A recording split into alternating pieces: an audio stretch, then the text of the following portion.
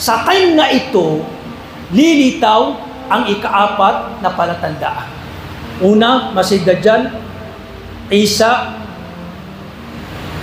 yung Imam Mahdi, Masih Dajjal, Isa alayhi salam. Ikatlo, Ya'juj wa Ma'juj.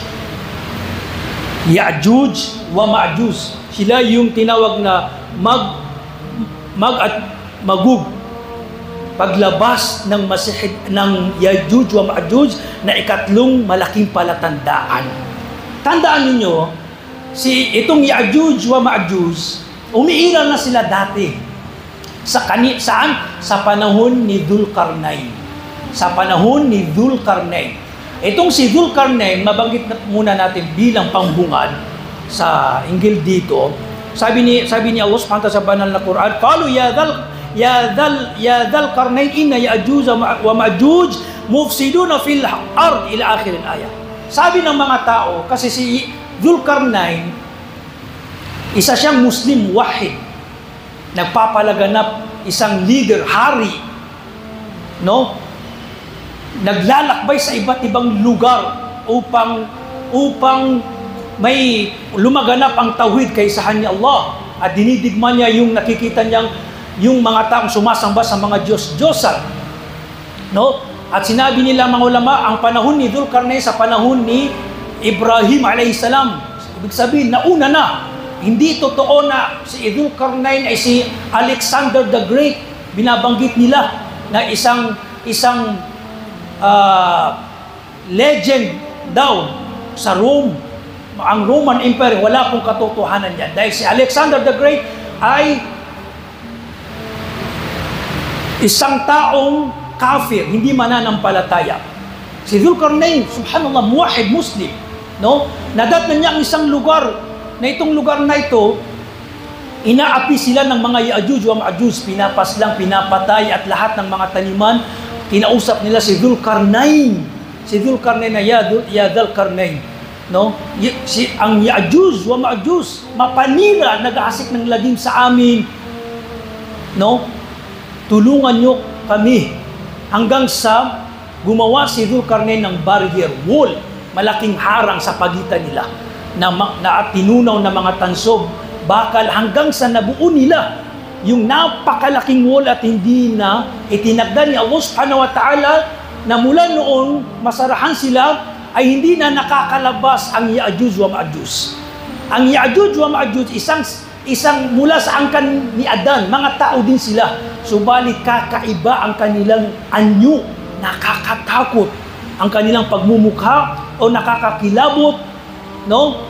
Mga mararahas, iba yung pagkakalikas sa kanila, mga warrior, mamamatay tao, no? At napakarami nila, subhanallah, napakarami nila. Sabi niya ng Rasulullah, yung isa sa atin ay katumbas ng 1,000 mula sa Ya'juj wa Ma'juj. Isipin nyo, noon, masarahan sila wall, at ngayon, hindi natin alam kung saan. Ilmul ghaib ito. Na nabanggit sa Quran, sa hadith, paniniwalaan natin na pag dumating na yung time, gigibain ni Allah yung wall at lalabas ng napakabilis na parang subhanallah ang mga Ya'juj wa Ma'juj. Napakarami nila. Ang isa sa atin, 1,000 sa kanila. Subhanallah. At mula hanggang ngayon, nagpaparami sila itong Ya'juj wa Ma'juj. Ilang thousand years, million years. Isipin nyo, subhanallah. At naharangan sila, no? Hikmah ni Allah. At sinabi ni Allah subhanahu wa ta'ala, at dito na mag-umpisa, sabi niya Allah, hatta idha futihat Ya'juj wa Ma'juj wa hum min kulli hadabi yansilun. At kapag nabuksan na ang haram, barrier, bakod, na nakaharang sa mga Ya'juj at Ma'juj, Gog at Magog, at sila ay lalabas at kakalat sa lahat ng kalupaan ng napakabilis. Subhanallah. Maghahasik sila. Gigibain na ni Allah sa oras na ito, sa panahon ni Isa, no? Pag natalo na si Masih Dajjal, ipapahintulot na ni Allah na lumabas ang Ya'juj wa Ma'juj. Subhanallah. Ang Ya'juj wa Ma'juj, lahat ng madadaanan nila, sinisira nila o pinapatay nila. Sa dami nila, isipin nyo, sa dami nila, nabanggit sa hadith, na dadaanan nilang isang sapa, lawa, lake, sa Jordan, sa bandang Jordan, no? At sa sobrang dami nila, matutuyo yung sapa, lake. Kapag dinaanan daw ng mga Ya'juj, at bawat isa umiinom, yung pinakahuli sa kanila, magtataka, magugulat. Sabi niya, may tubig dito, nasaan?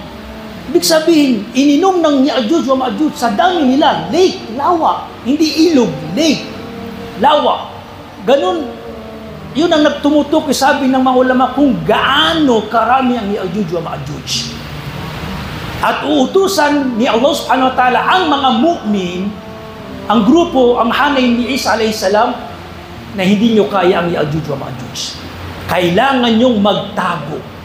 Kailangan nyong magtago dahil talagang nakatagda ang mga Ya'juj wa Ma'juj na mamamatay tao, mga warrior, mga nag-aasik ng lagim. Marahas sila, hindi, at sa dami nila, subhanallah.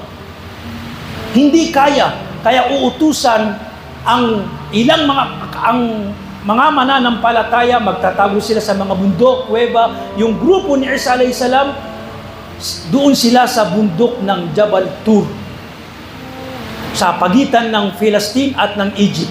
Jabal Tur, ito yung bundok na doon bumaba, doon kinausap ni Allah subhanahu wa ta'ala si Musa alayhi salam. At magpapatuloy sila doon, nagduduan, pagsamba. At ang Ya'juj wa Ma'juj, sasakupin nila ang mundo.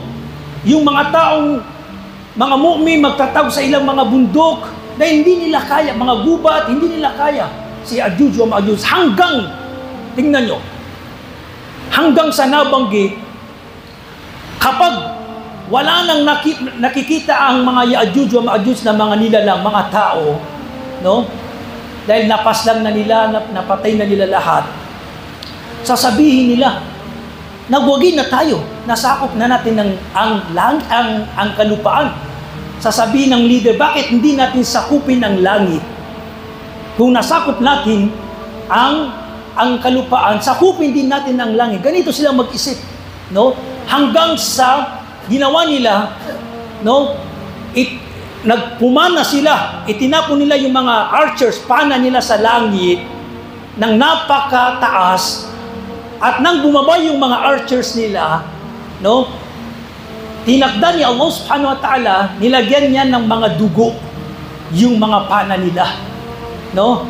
Para maisip ng mga Ya'juj wa Ma'juj na napatay din nila yung mga nilalang sa langit, no? Mga nilalang. Dahil pag-isip nila, sila ang pinaka-superpower na dapat din masakop ang lahat. Universe, langit man o kalupaan. So, magsisigaw sila na sila ay nagwagi. Subhanallah. Pero, sa dua ni Isa at ng mga mu'min, ipagduduan nila na sila ay magtagumpay, paslangin na ang mga Ya'juj wa Ma'juj. Pero tingnan nyo, kahit gaano pa kalakas ang mga nilalang, ay tinatagda ni Allah subhanahu wa ta'ala na napakaliit lamang sa kanya. No, by the way, tingnan nyo si Namrud na nag-claim na siya ay Panginoon sa panahon ni Ibrahim, no? Na inakala siya ay Panginoon, napakamapangyarihan. Paano siya pinaslang ni Allah subhanahu wa ta'ala? Nabanggit na isang mosquito, lamok, pumasok sa kanyang ilong hanggang sa kanyang ulo, namatay. Ganun lamang. Ang Ya'juj wa Ma'juj, no, itinagda niya, ipinahintulot niya Allah subhanahu wa ta'ala na magbaba, no, ibaba niya sa kanila ang mga uod lamang ang ginawang pagpaslang sa mga Ya'juj wa Ma'juj, no? Pumasok itong mga uod sa katawan nila, sila ay nagkasakit, nagkahawa, hanggang sa paunti-unti na silang namamatay. Hanggang sa sila ay napaslang namatay lahat. At sa time na ito, si Isa alayhi salam,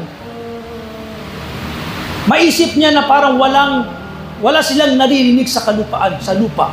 Utusan niyang isang mu'min na bumaba.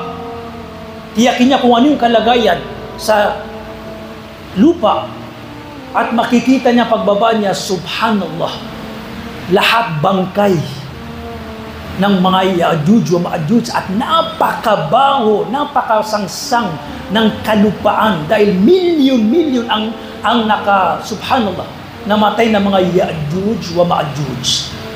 No?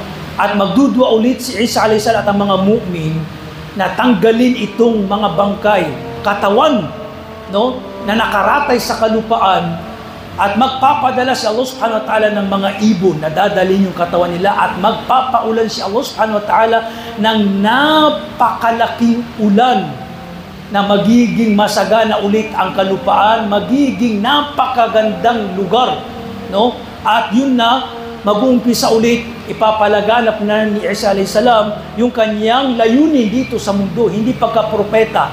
Yung layunin lamang niya ayon sa sharia ni Propeta Muhammad sallallahu alaihi wasallam hanggang sa siya ay pumanaw. Hanggang sa siya ay yumao dahil makakatikim siya ng kamatayan.